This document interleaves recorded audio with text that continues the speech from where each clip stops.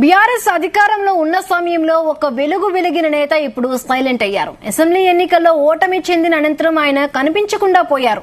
మంత్రిగా ఉన్నప్పుడు వారానికి 6 రోజులు ఖమ్మంలో ఉన్న ఆ లీడర్ ఇప్పుడు ఆ ప్రాంతంలో తిరగడం లేదని టాక్ నడుస్తోంది.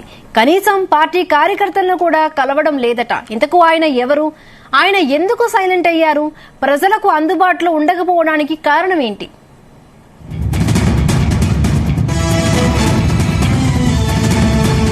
పువ్వాడ అజయ్ కుమార్ రాజకీయాల్లోకి వచ్చిన కొద్ది రోజుల్లోనే తనకంటూ ఒక మార్క్ సాధించారు. అయితే 2018 ఎన్నికల్లో ఖమ్మం జిల్లా మొత్తంలో బీఆర్ఎస్ నుంచి ఆయన ఒక్కరే గెలిచారు. అనంతరం కేటీఆర్తో ఉన్న సన్నిహిత సంబంధాల నేపథ్యంలో కేసీఆర్ కేబినెట్లో మంత్రయ్యారు. మంత్రిగా జిల్లా అభివృద్ది కోసం అజయ్ కృషి చేశారన్న పేరుంది. నిత్యం ఖమ్మంలో ఉండి అధికారులతో సమీక్షలు నిర్వహించేవారు. పాలనాపరమైన అంశాలపై చర్చించేవారు. ఎప్పటికప్పుడు ఆయన ప్రజలకు అందుబాటులో ఉండేవారు. మంత్రిగా రాజధానిలో కంటే ఎక్కువగా ఖమ్మంలోనే ఉండేవారు.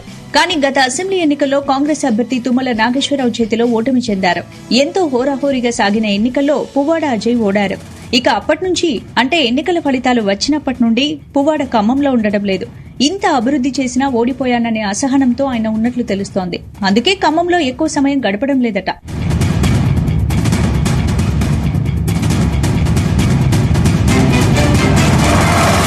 ఎన్నికలు పూర్తయి 50 రోజులు దాటినా ఇప్పటి వరకు ఆయన 1-2 కార్యక్రమాల్లో మాత్రమే పాల్గొన్నారు. తన క్యాంప్ కార్యాలయానికి పార్టీ నాయకులు, కార్యకర్తలు ఎవరూ రావద్దని సూచించినట్లు సమాచారం. ఆయన ఖమ్మంలో ఉండకపోవడానికి అనేక కారణాలున్నాయని ఆ పార్టీ నాయకులే చర్చించుకుంటున్నారు. గతంలో అజయ్ వెంట ఉన్న పలువురు నాయకులు అనేక అక్రమాలకు పాల్పడినట్లు ఆరోపణలున్నాయి. 58-59 జీవోలో భాగంగా పలువురు కార్పొరేటర్లు, నాయకులు ప్రభుత్వ భూములను కబ్జాలు చేశారన్న ఆరోపణలొచ్చాయి. వాటిపై ఫిర్యాదులు రావడంతో జిల్లా కలెక్టర్ గౌతమ్ రంగంలోకి దిగారు.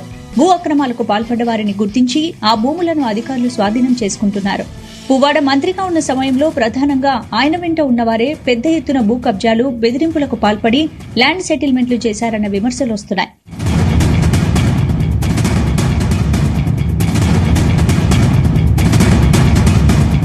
వీరందరిపై చట్ట ప్రకారం చర్యలు తీసుకునే అవకాశాలున్నట్లు తెలుస్తోంది. పువ్వాడ పేరుతో మట్టి దందాలు, అక్రమంగా వ్యాపారాలు చేసిన వారిపై ప్రస్తుతం మంత్రి తుమ్మల నాగేశ్వరరావు సీరియస్ గా ఉన్నారు. అందుకే జరుగుతున్న పరిణామాలను గమనిస్తున్నా పువ్వాడ సైలెంట్ గా ఉన్నారు. మరికొద్ది రోజులు ఆయన ప్రజలకు అందుబాటులో ఉండే అవకాశం లేనట్లు తెలుస్తోంది. కనీసం కార్యకర్తలకు ఉత్సాహం నింపే విధంగానైనా పార్టీ కార్యక్రమాల్లో పాల్గొనాలని నాయకులు కోరుతున్నారు. ఎన్నికల సమయంలోనే కాకుండా మిగతా సమయంలో కూడా ప్రజలకు అందుబాటులో ఉండాలని పార్టీ శ్రేణులు అంటున్నారు. గెలుపు ఓటములను స్వీకరించి నిరంతరం ప్రజల్లో ఉన్నవారే తిరుగులేని నాయకులుగా ఎదుగుతారని ఖమ్మం ప్రజలు చర్చించుకుంటున్నారు.